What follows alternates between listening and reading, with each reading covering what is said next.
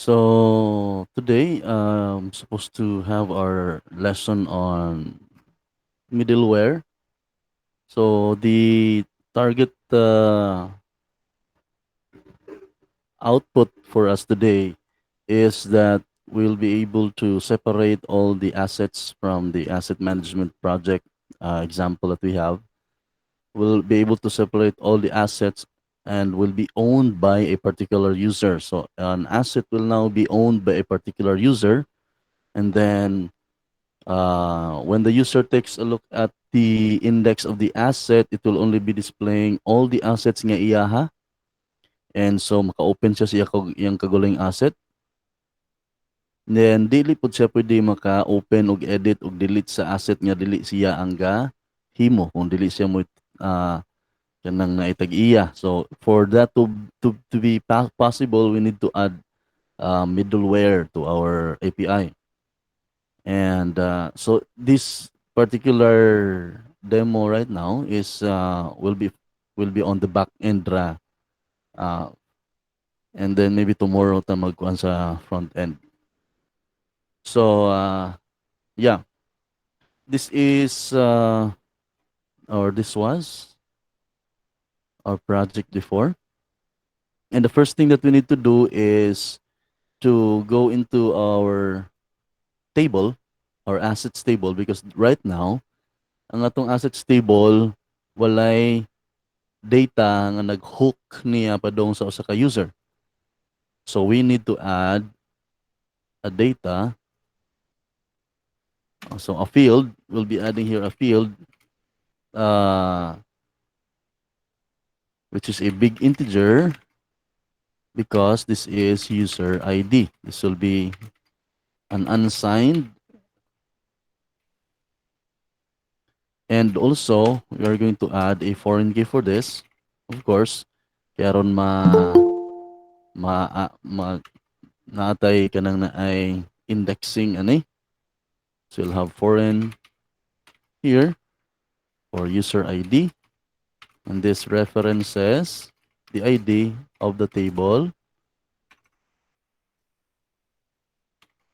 users. Since we have changes in so may error on it, table on.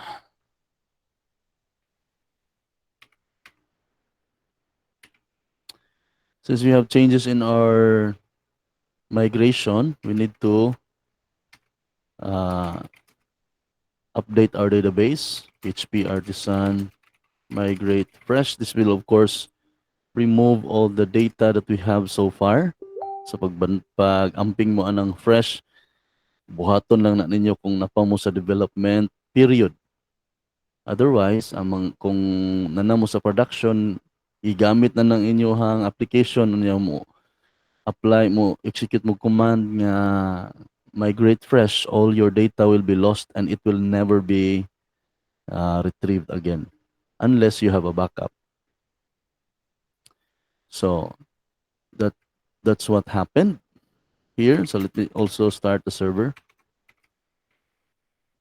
So right now we have a blank database for our asset management application.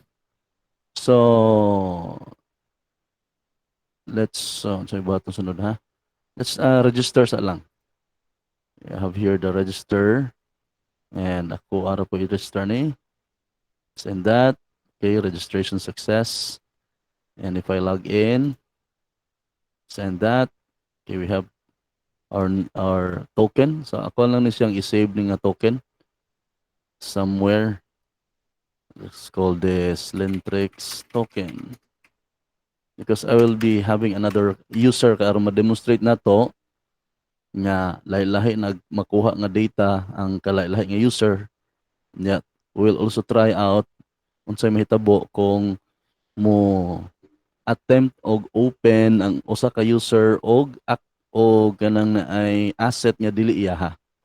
So we'll be registering another one for this. Syempre kasi may pinakasikat dire. Si Alvin.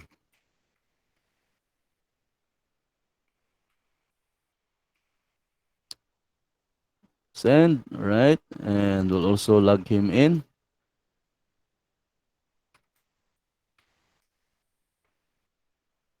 send. All right, and this is the access token of Alvin.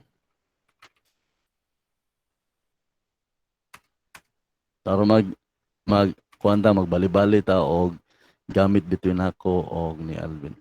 Now, so we change again, we have changed our table, our migration, and then migrated fresh. So now our asset table have a user ID, which means we need to update also our I mean our asset management, our asset controller. So let's open up our asset controller. This is the one that allows us to have creation kini of assets. And then murag ka na raman atong utrohon, because what we need to do here is we need to add a user. When we create an asset, we have to add a user, and the user is not, of course, is not part of the input, no? Dili man siya part sa input, kay dito sa imuhang form kung ato naka sa front end, dili man ka dito magbutang og user. The user should be, in this particular case, the user should be automatically inserted into your data when you create the asset. So here, before ta mo execute o create, ang request ato ang sudlan og user ID specifically. So let's say request user underscore ID is equal to kang kinsa mga ID. Ang ID sa nakalag karon, ang kining himo ani nga request. So we can say auth user ID. So ang request gipun-an nato og another item nga user ID. Ang gisulod nato ang ID sa current user. So now when we add that, naanay user ID nga data sud sa request, inigtawag sa all. However, dili pa na siya mo work because we need to update also our asset model. Because in our asset model, naman to siya ay fillable niya. Wala man dito sa fillable ang user ID. So you need to open up asset also. So here sa atong fillable, maura ni siya ang mga fields niya pwedeng ma-insertan og bulk insert. Pareha sa gibuhat na to ani, this is a bulk insert man. And ang dawaton na niya kinirang naadaan ni. Wala ma user ID ni. So we need to add user underscore ID para kining ato ang request ordering nga naa si user ID ma-appeal o ka store. Alright? So let's try inserting an asset. Let me create a new request here. I'll go add asset. Of course, this is a post request going towards 8000/API/assets. And we'll have a body, of course. Unsa may gikinahanglan sa tong asset? We are going to need name, description, location, contained in, value, o acquired on. So, first we'll have name.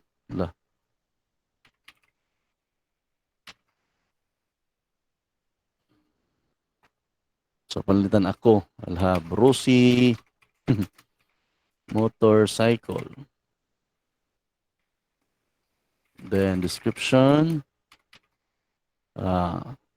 110cc model MPY 110. Susunod. Location. Pwede walay contained in. So, location, value, acquired on. Location.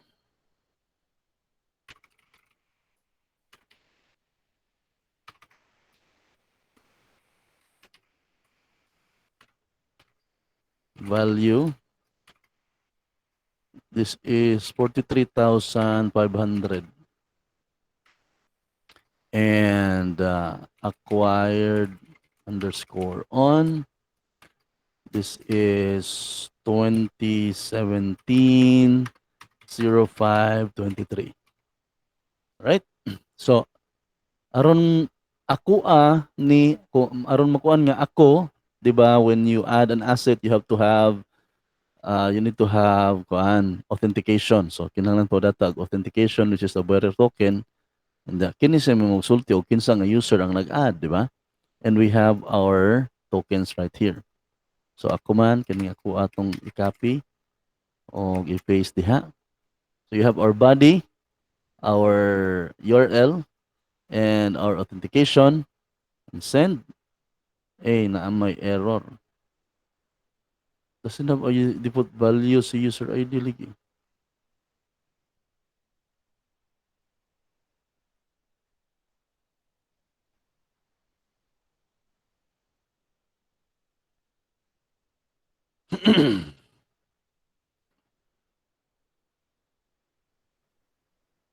We already have our user ID in the fillable.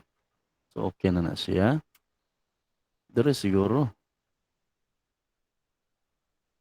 Request user ID naman ta dani. Ito sa kunong i-return ni si Kuanbe.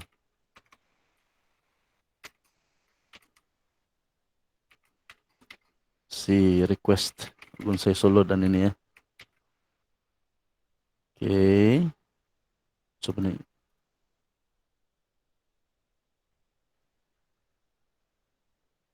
response. Okay. Let's try ha. Going back here add say response. Wala gyud user ID na dala.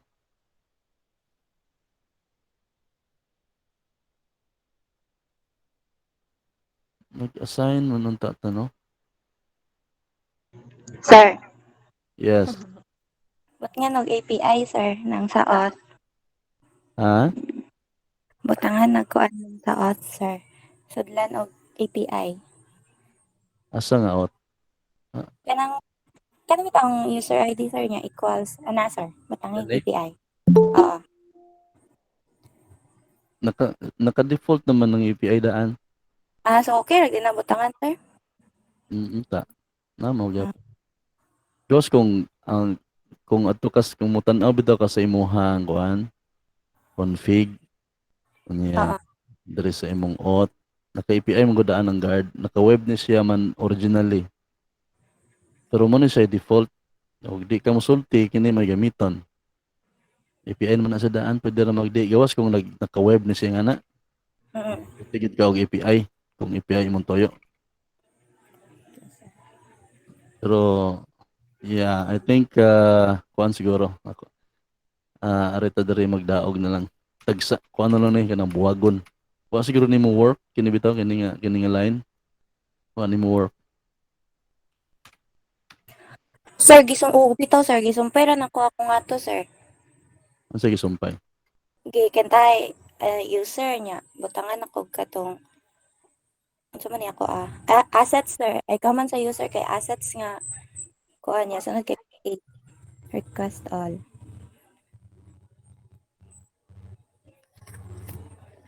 Ani, sir, na.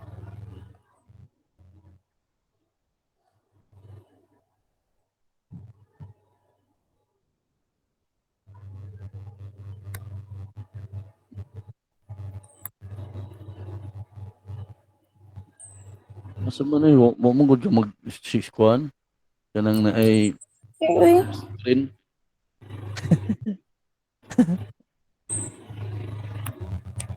kuan na lang taning tagsa on pwede ra mo gud ato request equals request and then user underscore ID is equal to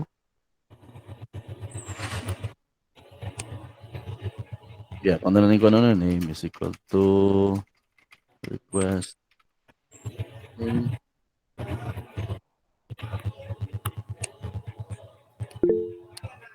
is Kana, sir, gingano, sir. ang ano lagi kitinagsa Hindi, nanawa ko chat sa, kuan. dole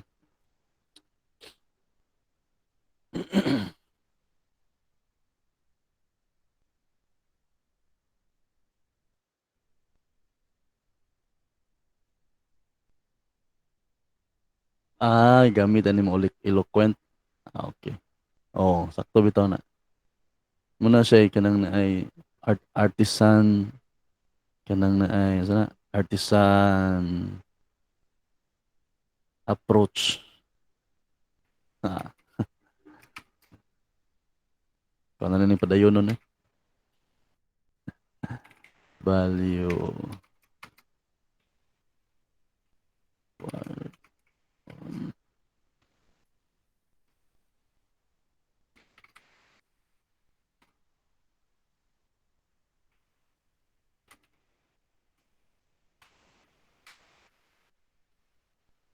Right.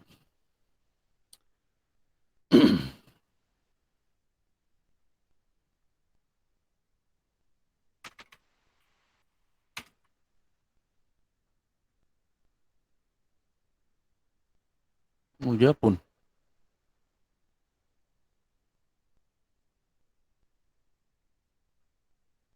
Ay, ano nag-require mo ko user ID ni? Ay, mao da ito. Yato. Ano ito problema gani ha? Description. What ito na ako description na?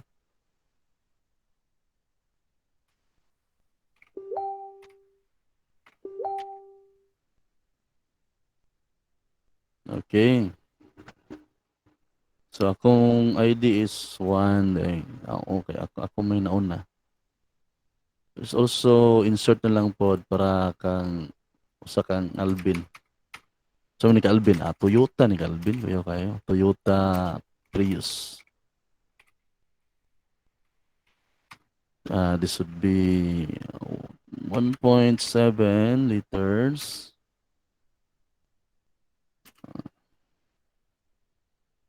Dual overhead cam. Yeah, sedan.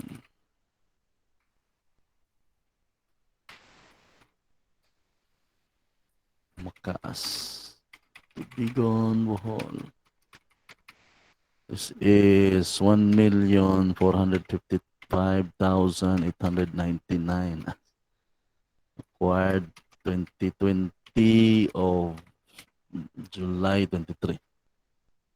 Ayon, ang ot gamiton katong Calvin. Sa rondo. This one.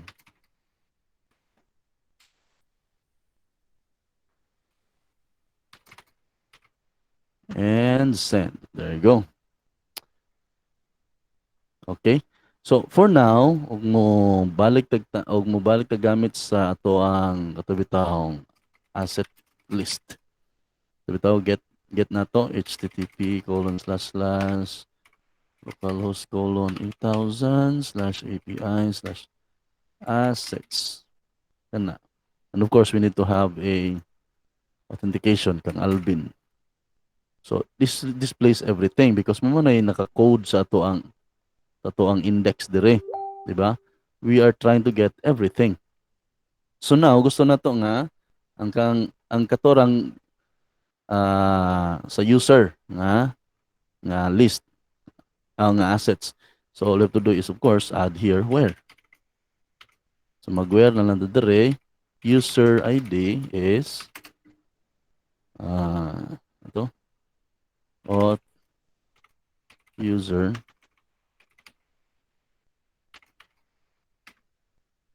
ID. So send that. So karon ang nakita na to si kang Alvin na lang.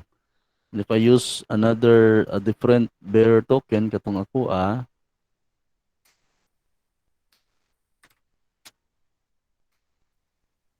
it will be on ako arapod. Okay. Pero if we are going to look at one, say asset 1, makita ko sa ako But ang asset to, this is supposedly kang Alvin, maabli gyapon nako, no? Because we don't have the middleware pa at this point. So this is now we've now come to a point para mag-create sa atong middleware. Okay? So we go back to our command line here, we'll create a middleware. And that is HP artisan make colon middleware. And the name of our middleware, so may tuwa ka ito na owner middleware. Okay, so we now have an owner middleware. Let's open that app. Owner. All right, this is our owner middleware. Before we do something here, let's first register this middleware into our kernel. You see, when we had in our API, we said we're going to use this middleware in the auth API. This is already in our kernel. Naka-register na siya dito. But since we created our own, we are also going to register this one into our kernel.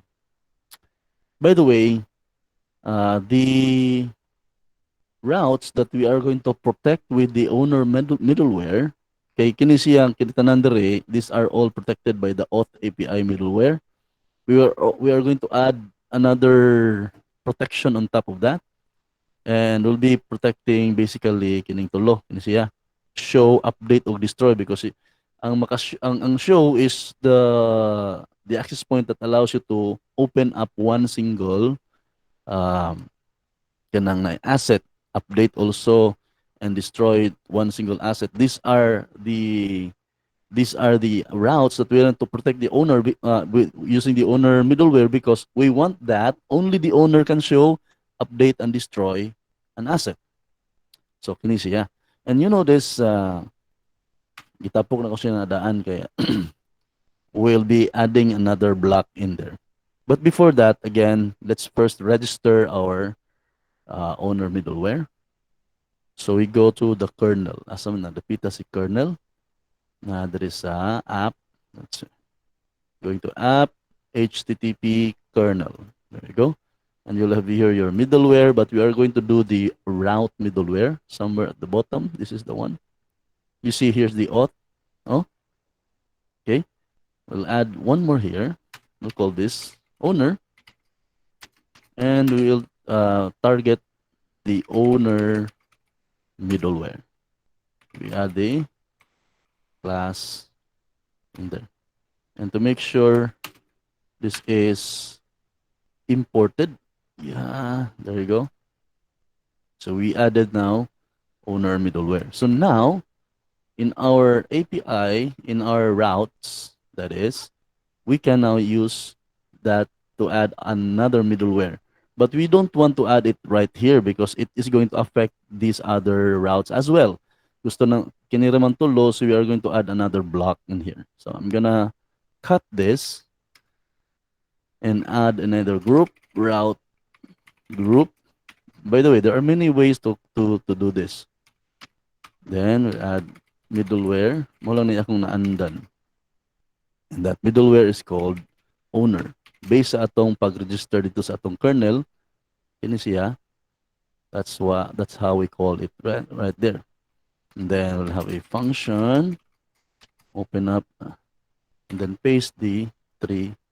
So what happens here is kini si /assets/ an asset number nga get o put is protected by owner, is also protected by auth. Okay? So duha ka book nag-protect niya nga middleware. So mo pod si destroy. Of course, wala pay gibuhat na si middleware o si owner middleware. Wa pa na si gibuhat. Yaharan nang ipalusot ra. This return next request is simply yaharan nang ipapadayon. But of course, we don't want to do that. We are going to stop the request when when the user is not the owner of the asset that is in question. And you see here, all these 3 routes, endpoints have the asset parameter. This will be our basis kung unsang asset ang iyahang i-show, ang iyang i-update, or ang iyahang i-destroy. And based on that, we can get the asset. And once we get the asset, we can take a look at unsay iyang user ID, and we can compare the user ID with the current user kung pareha ba. Kaya og dili pareha, then we are not going to pursue, we're not going to proceed. Instead, we'll just return an error message na lang dito. So that's what's going to happen here. So we need to grab the this parameter from our route. So from our route, we are going to get the parameter, which is the asset. Okay, let me close this kernel. And to do that, it's very simple. Sayo na kayo sa Laravel. Just say, you have here as an asset. So ana na to i-assign. We are simply going to call routes. Routes ba to? And then forward. Actually, no. We go through the request routes, and then the name of the parameter. In this case is the asset. Remember, the name of the parameter is this one. And you see, the asset here, this is a number. You have to understand that this is a number, but once it is passed into the access controller, into the show method, or into the update and the destroy method, if you are going to look at it, it is actually, here's the destroy, it is actually, sana, mm, typecasted into an asset object. So, gikan sa number, mahimo siyang asset object. So, by the time nga ato siyang retrieve here, this is no longer a number, this is an asset object. So, basically, asset na siya nga object.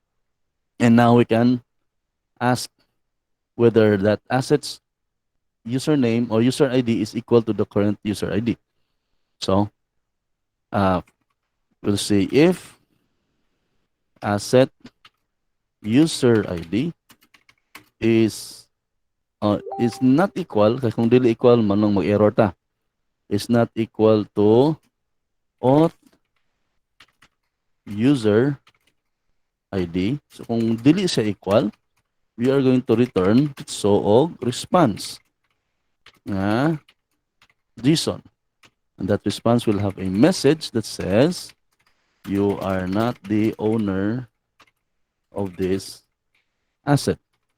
And we'll throw four, I cannot remember the the HTTP code. So what I'm going to do, don't search HTTP code.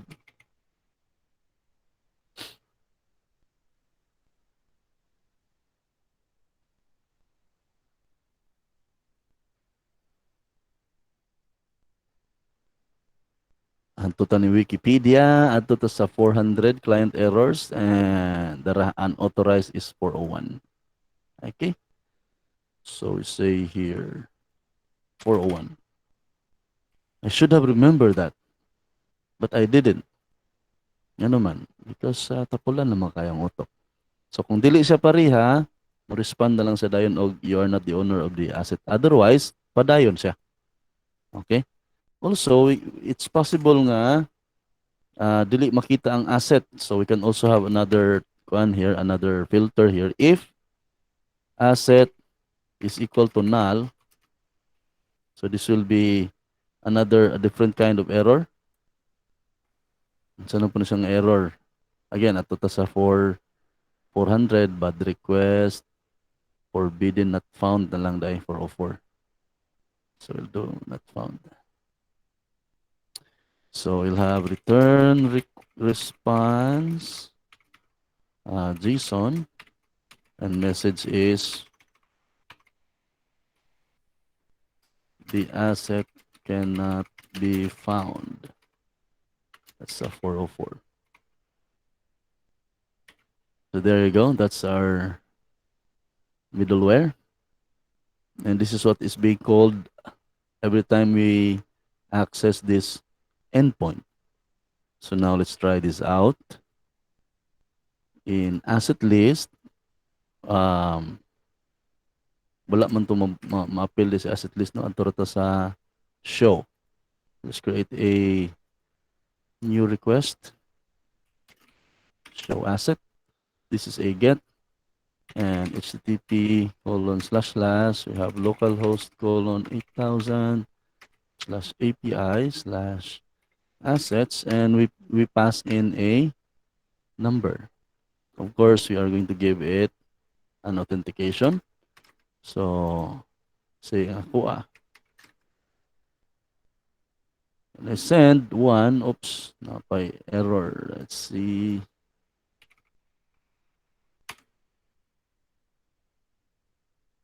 Method routes does not exist. Hindi lagi to routes lagi.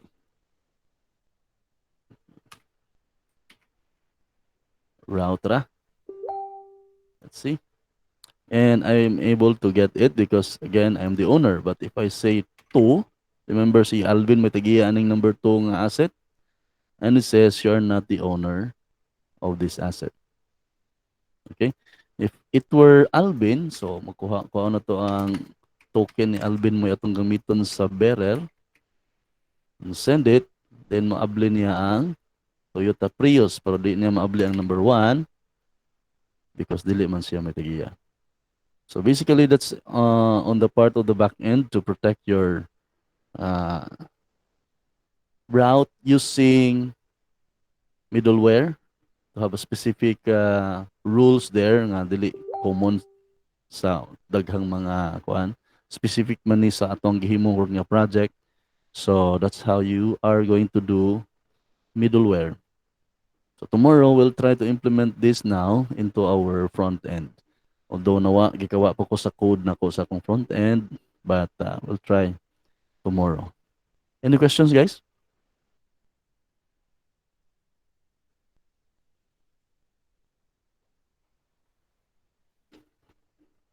By the way, katong sa asset controller, mas mayo na lang buhaton ninyo katong gibuhat katong code ni Angel kay mubora.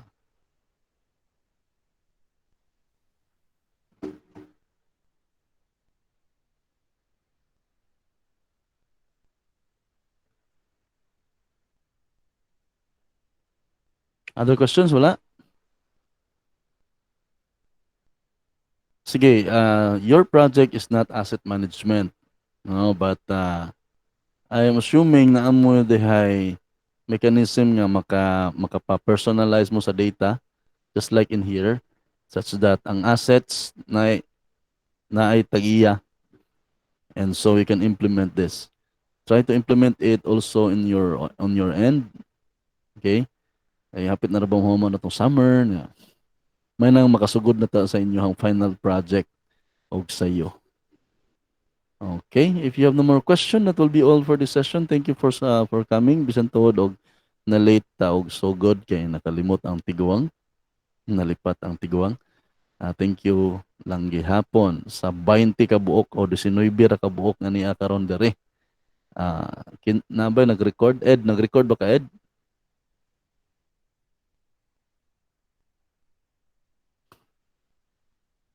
Oy, Ed, nag-record ba ka? Si Bitaw, Alvin. O Nag-record ka, sir, Alvin, wa? i-record sila. Sige. Sige. Sige, share na lang ninyo na asawa ka, tambong. Okay, that's all. Plus points. Muna muna plus points. Na ano mo yung plus points na? The fact that you have learned this, what you have learned now, that's your plus points. Mo mo na iwa sa nakatambong karon, di ba? Di ba? Oh, sige. Again, thank you and bye-bye. Please execute leave drill.